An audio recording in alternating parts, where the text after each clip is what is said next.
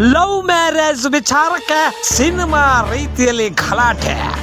ಹೀಗೆ ಸಿನಿಮಾ ಸ್ಟೈಲ್ನಲ್ಲಿ ಮನಸ್ಸು ಇಚ್ಛೆ ಹೊಡೆದಾಡ್ತಿರೋ ಯುವಕನ ಹೇಟಿಗೆ ಆಸ್ಪತ್ರೆ ಬೆಡ್ ಸೇರಿರೋ ಹುಡುಗಿಯ ಪೋಷಕರು.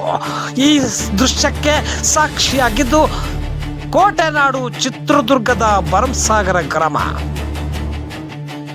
ಹೌದು ಪ್ರಿಯ ವೀಕ್ಷಕರೇ, ಕಳೆದ 3 ತಿಂಗಳ ಹಿಂದೆ ಚಿತ್ರದುರ್ಗ ಜಿಲ್ಲೆಯ ಬೇವಿನಹಳ್ಳಿ ಮೂಲದ ತೀರ್ಥೇಶ್ ಹಾಗೂ ಭಾವನಾ ಮ್ಯಾರೇಜ್ ವಿಚಾರಕ್ಕೆ ದೊಡ್ಡ ಗಲಾಟೆ ನಡೆದು ಹೋಗಿದೆ.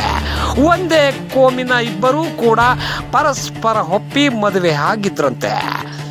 ಅಷ್ಟೇ ಅಲ್ಲವೇ, ಗುಟ್ಟಾಗಿ ಚಿತ್ರದುರ್ಗ ಸಬ್ ರಿಜಿಸ್ಟರ್ ಕಚೇರಿಯಲ್ಲಿ ರಿಜಿಸ್ಟರ್ ಮ್ಯಾರೇಜ್ ಕೂಡ ಆಗಿದ್ದವರು. ಇದೇ ವಿಚಾರ 2 ಫ್ಯಾಮಿಲಿಗಳ ನಡುವಿನ ದ್ವೇಷಕ್ಕೆ ಕಾರಣವಾಗಿತ್ತ. ಯುವತಿ ಭಾವನಾ ಪೋಷಕರು ಮದುವೆಗೆ ತೀವ್ರ ವಿರೋಧ ವ್ಯಕ್ತಪಡಿಸಿದ್ರು. ಹಳೆಯ ತೀರ್ಥೇಶ್ ವಿರುದ್ಧ ಭಾವನಾ ತಾಯಿ ಊರಲ್ಲಿ ಜಗಳ ಕೂಡ ಮಾಡಿದ್ರಂತೆ. ಇದೇ ವಿಚಾರ ಭರಮಸಾಗರ ಪೊಲೀಸ್ ಠಾಣೆ ಮೆಟ್ಟಿಲೇರಿತ್ತು. ಇದೇ ವೇಳೆ ಭರಮಸಾಗರ ಪೊಲೀಸ್ ಠಾಣೆಗೆ ಇಬ್ಬರು ಕಡೆಯವರು ರಾಜಿ ಪಂಚಾಯತಿಗೆ ಬಂದಿದ್ರು. ಈ ವೇಳೆ ಯುವಕ ತೀರ್ಥೇಶ್ ವಿರುದ್ಧ ಮತ್ತೆ ಭಾವನಾ ಪೋಷಕರು ಗರಂ ಆಗಿದ್ರು. ಆದರೆ ಏಕಾಏಕಿ ತೀರ್ಥೇಶ್ ಸಂಬಂಧಿಕರು ಭಾವನಾ ಪೋಷಕರ ಮೇಲೆ ದಾಳಿ ಮಾಡಿದ್ದಾರೆ. ಪೊಲೀಸ್ ಠಾಣಾ ಭಾಗದ ಆವರಣದಲ್ಲಿ ಥೇಟ್ ಸಿನಿಮಾ ಸ್ಟೈಲ್ನಲ್ಲಿ ಅಟ್ಯಾಕ್ ಮಾಡಿದ್ದಾರೆ.